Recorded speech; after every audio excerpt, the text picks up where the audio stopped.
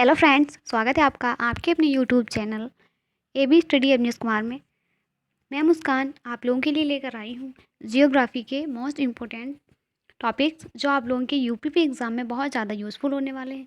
इससे पहले मैंने कई क्लासेस करवाई, अगर आप लोगों ने वो क्लासेस नहीं देखी हैं तो पहले जाके आप वो क्लासेस देख लें, क्योंकि ये क्लासेस आपके यूपीपी एग्ज़ाम में बहुत ज़्यादा इंपॉर्टेंट होने वाले हैं, क्योंकि इनसे बाहर एक क्वेश्चन ही जाने वाला है। तो चलिए, कल हमने पीछे का देख लिया था, आज हम झेलम नदी से स्टार्ट करते हैं। झेलम नदी उद्गम इसका कहाँ से होता है? शेषनाग झील या वेरीनाग झील से। ठीक है, इसकी लंबाई कितनी है? 725 किलोमीटर। यह पीर पंजाल श्रेणी के पास स्थित वेरीनाग झील से निकलती है। कहाँ से निकलती है? वेरीनाग झील से निकलती है, जो पंजाल झील श्रेणी के पास स्थित है। ठीक है, वहाँ से निकलती है। यह बुलर झील से होकर गुजरती है और पाकिस्तान में चेनाब झील में मिल जाती है। ठीक है, अब चेनाब झील देख लेते हैं। चेनाब नदी, सॉरी चेनाब झील नहीं, मैंने यहाँ पे झील बोल दिया था। चेनाब नदी में, पाकिस्तान में चेनाब नदी में मिल जाती है। ठीक है, चेनाब नदी, चेनाब नदी में सिंधु की सबसे बड़ी सहायक नदी है। चेनाब नदी जो है वो सिंधु नदी की सबसे बड़ी सहायक नदी है। ठीक है, इसका उद्गम कहाँ से होता है? उद्गम बाड़ा लचाला दर्रा।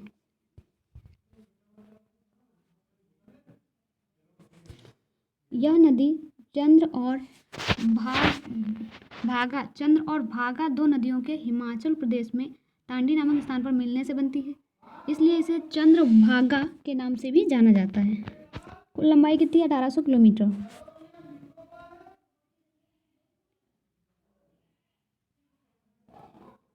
भारत में इसकी लंबाई 1180 किलोमीटर है। रावी नदी देखते हैं। रावी नदी का उद्गम होता है हिमाचल प्रदेश में रोहतांग दर्रे के पास से।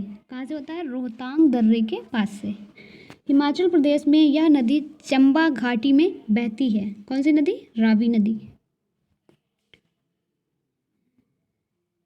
यह नदी अमृतसर और गुरुदासपुर की सीमा बनाती है। किसकी सीमा बनाती है? अमृतसर की और गुरुदासपुर की।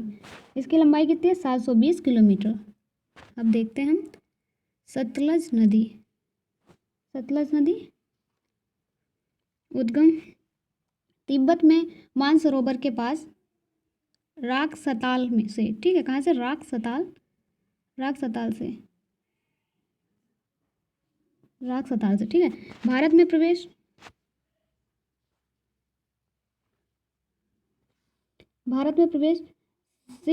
सिपकिला दर्रा हिमाचल प्रदेश। ठीक है, सिपकिला दर्रा जो है वो हिमाचल प्रदेश में है। ब्यास नदी उद्गम इसका कहाँ से होता है? हिमाचल प्रदेश के रोहतांग दर्रे के निकट व्यास कुंड से। यह पंजाब में बहती हुई हरीके के पास सतलुज नदी में मिल जाती है। किसके पास? सतलुज नदी में मिल जाती है, हरीके के पास। सिंधु नदी तंत्र की एकमात्र नदी जिसका उद्गम और अंत भारत में होता है। सिंधु नदी जो है वो तंत्र की एकमात्र नदी है जिसका उद्गम कहाँ होता है? उद्गम और अंत दोनों भारत में होता है। अब देखते हैं हम ब्रह्मपुत्र नदी। उद्गम इसका मानसरोवर झील, चेमायुंगडुंग ग्लेशियर। भारत में प्रवेश अरुणाचल प्रदेश से होता है। ब्रह्मपुत्र नदी का, ब्रह्मपुत्र नदी के अन्य नाम चीन में इसको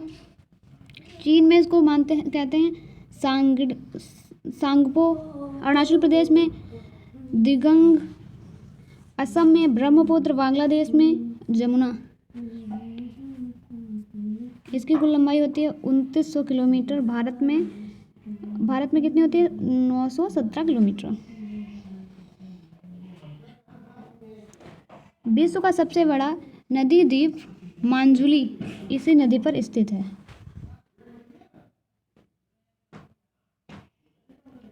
मांजुली का क्षेत्रफल जो है वो 752 स्क्वायर किलोमीटर है। 2016 में मांजुली को एक जिला घोषित कर दिया गया। ब्रह्मपुत्र नदी पर एक द्वीप उमांदा स्थित है, जो विश्व का सबसे छोटा नदी द्वीप है। लोहित नदी में लाल अवसाद पाए जाते हैं, इसलिए इसे खूनी नदी कहा जाता है। किस नदी को खूनी नदी कहा जाता है? लोहित नदी को, क्योंकि इसमें लाल अवसाद पाए जाते इसलिए वो लाल होती है, इसलिए उसे खूनी नदी कहा जाता है। इसी प्रकार लोहित पर भूपेन हजारिका ब्रिज बनाया गया है, ठीक, जो कि सदियों ढोला को जोड़ता है।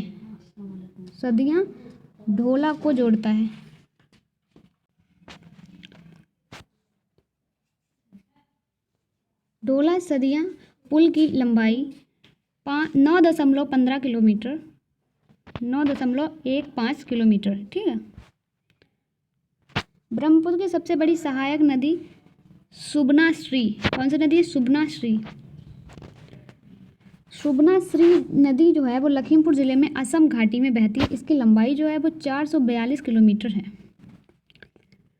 ब्रह्मपुत्र नदी की सहायक नदियाँ कौन कौन सी हैं? एक मिनट।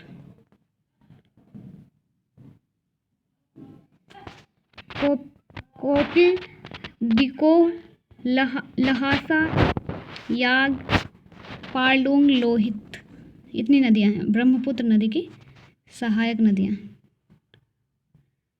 ये लेफ्ट है और ये राइट में। जिया भरेली, मानसा, तिस्ता, सुबनश्री, ये राइट से हैं, ठीक। ब्रह्मपुत्र की सहायक नदियां, सबसे बड़ी सहायक नदियां हैं ये। जस्ट मिनट, क्या हुआ, कहाँ पहुँच गए हम?